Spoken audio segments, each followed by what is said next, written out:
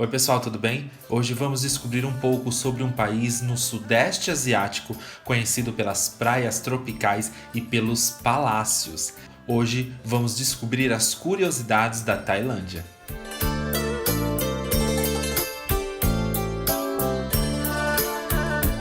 Para quem não sabe, a Tailândia é considerada um dos destinos turísticos mais incríveis do mundo, capaz de oferecer experiências inesquecíveis para qualquer pessoa. E é por isso que hoje eu converso com Thales Rocha, um mochileiro descobrindo cotidianos. Assim te define nas redes sociais.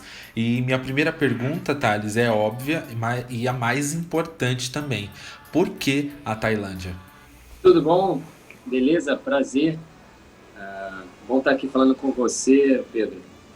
Então, quando eu resolvi iniciar essa jornada aí de mochilar, sem roteiro, eu sabia que eu queria ir para a Ásia, porque eu queria esse choque cultural com esse povo asiático e tudo. E quando eu comecei a pesquisar qual país comprar a passagem só de ida, eu me identifiquei muito com a Tailândia. Eu nunca fui sonhador assim, o meu sonho é ir para a Tailândia. Eu nunca fui esse tipo de pessoa. Mas quando eu comecei a pesquisar, né, fazer o início desse meu planejamento de mochilar, eu me identifiquei muito. O clima, as pessoas, tudo que eu lia me saltava os olhos. E foi por isso que eu resolvi. E a passagem também é bem em conta, né? Comparado a outros países, viajar para Bangkok sai com um custo bem melhor. É um bom início de partida aqui, entendeu? E Thales, a maioria dos vídeos de viajantes que eu vi no YouTube, nas redes sociais, é sempre mostrando as ilhas da Tailândia. Aí eu te pergunto, né, o que tem de tão bonito nessas ilhas que todo mundo fala delas? Então, para a gente que é do Brasil, talvez se você conheceu alguns lugares ali da Costa Sul, por exemplo, a região dos lagos, ou se a parte de Floripa ali, lembra até um pouco, mas a diferença aqui é os rochedos, né? Então você tem aquele contraste das águas cristalinas com aqueles rochedos cheios de verde, vegetação. É meio que paisagem de filme, né? Muito filme gravado aqui, então você fica nesse imaginário, mexe com a sua mente. E isso, para mim, é o grande diferencial. Quando eu viajo lá, eu fico viajando nas pedras, assim, e é bonito demais de ver, assim. Eu que sou do Rio, né, eu gosto de natureza, então eu sinto em casa. Mas isso é só no sul, né? No sul tem muito disso. O norte é outra Tailândia, completamente diferente. As cores da água, que é aquele verde claro, azul turquesa, dependendo de como tá a maré, então é mais ou menos isso.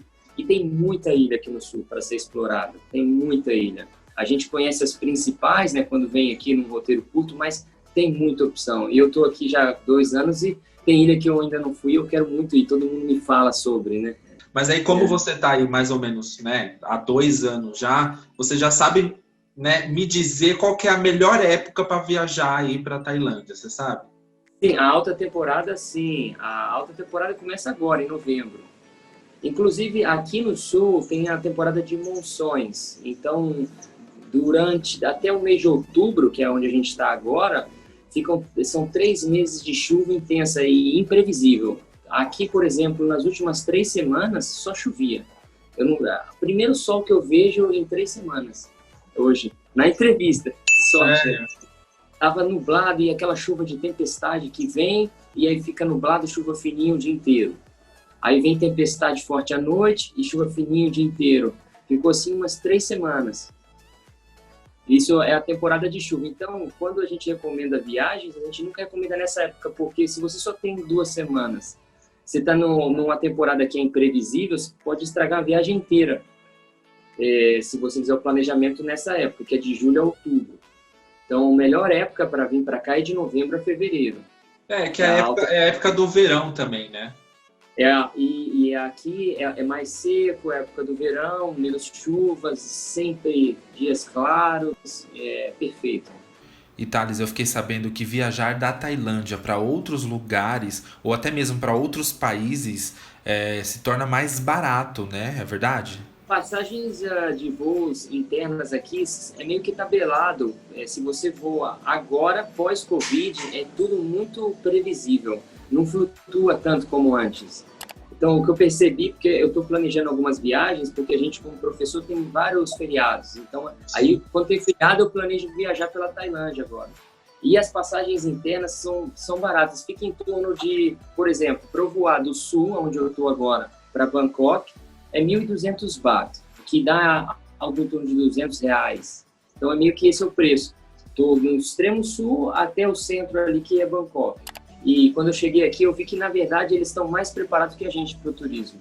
Então, se a gente está acostumado com aquele perrengue de busão para ir para a região praiana, que nem a gente faz aí no Brasil, ou pega os voos lotados para ir para o Nordeste, se você está acostumado com isso, aqui é paraíso, porque eles são muito mais organizados nesse sentido. Nos voos, ligar as cidades, até porque é um país menor, entendeu? Ah, sim. Isso que eu ia te perguntar também em relação ao Covid, né? Como que tá a situação aí? Tá bem melhor que o Brasil, por exemplo? Aqui tá muito tranquilo, aqui a vida já é a vida normal que segue. O pessoal ficou um pouco assustado porque essa semana era para estar chegando o primeiro grupo de turistas, que eles abriram uma nova modalidade de visto e tudo, saiu algumas notícias, e eles iam chegar agora. E iam chegar em Phuket, porque o aeroporto internacional de Phuket tem conexão direta com a China, sem nenhuma parada. Eles iam chegar aqui, só que foi cancelado, todo mundo ficou meio que preocupado, os moradores locais, e esse final de semana é dia de festival aqui. Então, o ministro da ilha, ele resolveu cancelar. Então, não vem nenhum turista ainda. E aí depois saíram outras notícias que eram falsas, que os turistas não estavam vindo para cá, eles só se inscreveram com a intenção de vir. Então, não estava confirmado a visita de nenhum turista, no fim das contas. Então, rolou essa confusão, mas continua fechada, então. E a gente estava falando de dinheiro, essas questões. Qual que é a moeda local daí? Aqui é o baht. Então, aqui, a economia aqui é bem forte. Então, não é que nem, por exemplo, o Camboja. Você vai lá no Camboja, você pode pagar com dólar em qualquer lugar. Eles aceitam, porque a moeda deles é fraquíssima. O baht, não. O baht, na verdade, o baht ainda é uma boa aposta, porque depois do Covid só cresce. Em cima do dólar, em cima do real. Agora está 1 para 7. Então, um baht são R$ 7 agora. Já chegou a 1 para 10. Quando eu cheguei aqui era 1 para 10. Nossa, muito, né? Não, é 1 para 7. Então, $1 fica em torno de 31 bahts. Como que é para se alimentar aí? É tranquilo? Tem aquelas comidas que são comidas diferentes, assim, né? Tem muito. Então, porque eu comecei, o primeiro lugar que eu morei aqui foi em Chiang Mai, quando eu cheguei. Eu fiquei um mês lá em Chiang Mai, e lá é uma culinária local, então eu não tive muito contato com comida europeia quando eu estava em Chiang Mai. Foi só comida Thai, mas diferentes estilos, entendeu? E muito boa. No norte, a comida Thai é maravilhosa, assim.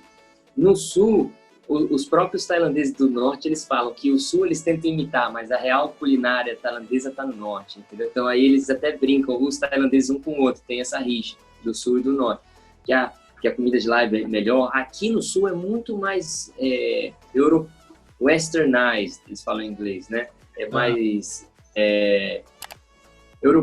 mais cultura europeia no sul, porque tem muito turista, muita opção de restaurantes europeus e um mix de seafood. Aqui tem muito seafood e é barato comer frutos do mar aqui. E você me disse que é professor de inglês aí na Tailândia, né? Mas qual que é a língua oficial aí, Thales? É o tailandês, né? Tailandês. Eu arranho um pouquinho de nada porque eu preciso saber um pouco para gritar com a molecada, né? Então aí eu grito de vez em quando, assim... Maidi, Cap, Maidi, Cap. E em relação a como você disse para mim, né? Então, o transporte público aí é tranquilo, né? Dá para se locomover de um lugar para outro. A questão também, a parte turística também é importante, né? A Tailândia é bem conhecida em relação a isso, mas eu queria saber em relação, por exemplo, eu quero morar na Tailândia. É tranquilo? É mais complicado. É mais complicado do que vir como turista, é mais fácil. Mas para morar aqui, você tem que ter umas características bem específicas, porque na Tailândia tem uma restrição para os trabalhos que você pode realmente fazer aqui. Então, o governo tem uma lista, que depois são várias profissões que só tailandês pode exercer. Então, você como estrangeiro, você não pode praticar aquela profissão. A maioria delas é o quê? Construção civil, restaurante, essas coisas não pode. Então, o que acontece? Brasileiros que normalmente fazem isso, vão para a Europa ou Estados Unidos e trabalham nesse tipo de área, acham que aqui pode vir fazer o mesmo, mas não. Aqui você tem que olhar por outras especificações, outros tipos de emprego. E não é difícil, oportunidades tem várias, é só mesmo conhecer o processo. E Thales, muitíssimo obrigado, viu? Quero te agradecer pela entrevista, te desejo toda a sorte do mundo nessa sua caminhada e muitíssimo obrigado, viu?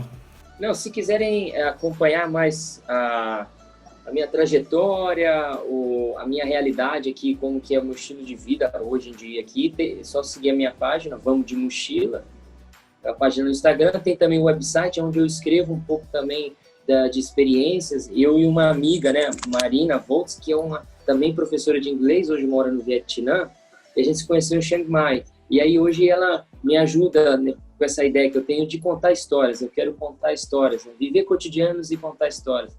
Então, se alguém tiver interessado de acompanhar, chega lá e Vamos de Mochila.